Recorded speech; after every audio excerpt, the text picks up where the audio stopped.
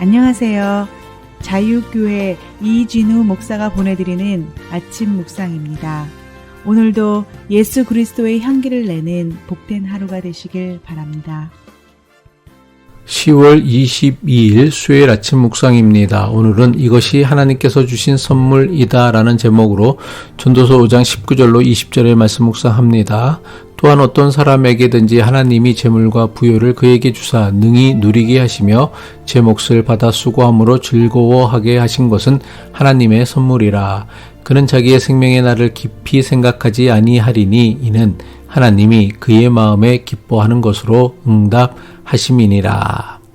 우리는 지난 묵상에서 자칫 허무에 빠지기 쉬운 인생에서 우리가 발견해야 할 선하고 아름다운 것에 대해 살펴보았습니다. 그것은 하나님께서 우리 각자에게 따로 떼어주신 거룩한 몫으로 먹고 마시며 살아가는 평범한 일상과 수고 중에서 즐거움을 보는 것입니다.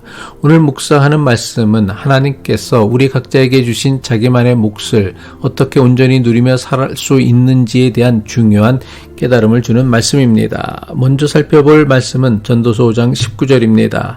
또한 어떤 사람에게든지 하나님이 재물과 부요를 그에게 주사 능히 누리게 하시며 제 몫을 받아 수고함으로 즐거워하게 하신 것은 하나님의 선물이라.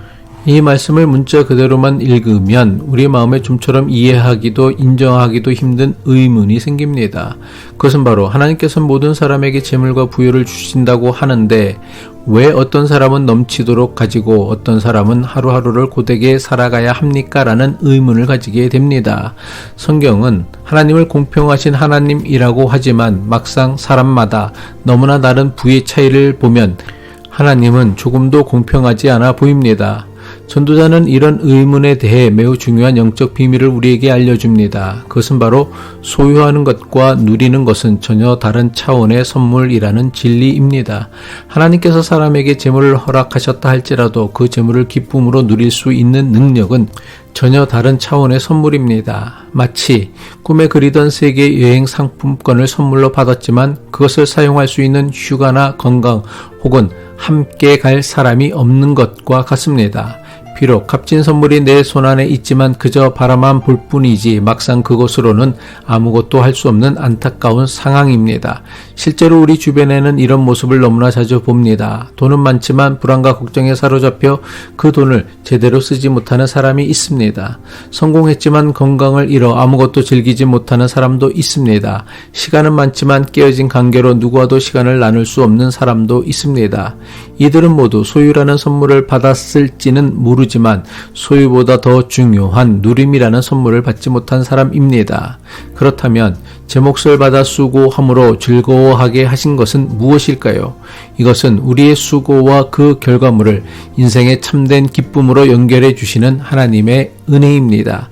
다시 말해 내가 흘린 땀의 대가로 얻은 소득으로 사랑하는 가족과 따뜻한 밥 한 끼를 먹을 수 있음에 감사하는 마음이야말로 하나님께서 주시는 값진 선물입니다.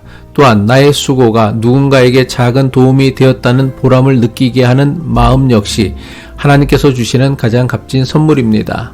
왜냐하면 우리 내면에 감춰진 탐욕과 불안은 이 단순한 기쁨마저 누리며 살지 못하게 끊임없이 방해하기 때문입니다. 따라서 내가 가진 것을 감사함으로 누릴 수 있는 마음, 이것이야말로 하나님이 우리에게 주시는 가장 귀한 선물입니다. 전도자는 여기서 한 걸음 더 나아가 자기 생명의 날을 깊이 생각하지 말라고 합니다. 전도서 5장 20절이죠. 그는 자기 생명의 날을 깊이 생각하지 아니하리니 이는 하나님이 그의 마음에 기뻐하는 것으로 응답하심이니라. 자기의 생명의 날을 깊이 생각하지 아니하리라는 전도자의 권면은 얼핏 인생을 아무 생각 없이 사는 것처럼 오해하게 만듭니다. 하지만 이 구절을 새 번역 성경으로 보면 그 의미가 훨씬 명확해집니다. 전도서 5장 20절 새 번역 성경입니다. 하나님은 이처럼 사람이 행복하게 살기를 바라시니 덧없는 인생살이에 크게 마음 쓸 일이 없다. 세번역 성경의 번역에 따르면 그는 자기의 생명의 날을 깊이 생각하지 않는다라는 개역 개정 성경의 말씀이 덧없는 인생의 문제에 더 이상 얽매이지 않고 사는 사람을 의미한다는 것을 분명히 알 수 있습니다. 그렇다면 이것이 어떻게 가능합니까? 전도자는 이것에 대해 이렇게 설명합니다.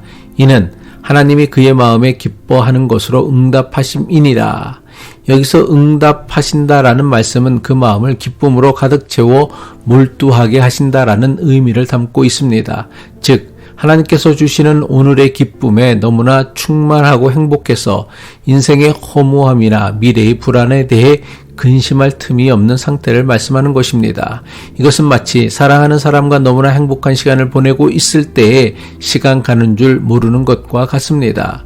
인생의 허무라는 문제가 사라져서가 아니라 하나님이 주신 오늘의 기쁨이라는 선물이 너무나 커서 그 허무를 압도해 버리는 것입니다. 이것이 바로 전도자가 발견한 험한 세상을 이기는 신앙의 위대한 비밀입니다. 우리는 바람을 잡을 수는 없지만 하나님이 주시는 기쁨의 바람에 우리 자신을 온전히 맡길 때에 더 이상 바람을 잡으려는 헛된 수고를 멈출 수 있게 되는 것입니다. 전도자의 깨달음 앞에서 우리는 단순히 더 많은 것을 소유하길 소원하고 기도하기보다 먼저 이미 가진 것들로 기쁨을 누릴 수 있는 영성을 위해 기도할 수 있어야 할 것입니다.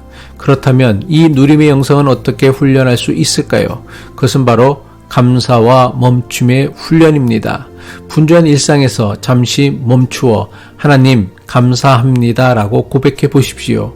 이 작은 멈춤과 감사의 순간에 하나님은 우리의 마음을 기쁨으로 채우시고 누림의 선물을 활짝 열어주실 것입니다. 한 걸음 더 나아가 우리의 멈춤이 이웃의 아픔에 귀 기울이는 멈춤이 되고 우리의 감사가 우리의 신앙 공동체 안에서 함께 나누는 감사가 될 때에 하나님께서는 우리 교회를 허무한 세상을 이기는 기쁨의 공동체로 세워주실 것입니다. 기도하겠습니다.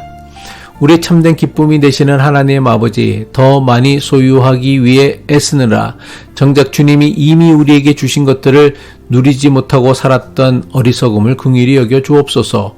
이미 가진 것을 누릴 줄 아는 지혜를 주시고 오늘 허락하신 일상을 기쁨으로 살아내므로 인생의 허무와 근심을 이겨낼 힘을 주옵소서. 주님의 도우심을 간절히 사모하며 예수 그리스도의 이름으로 기도합니다.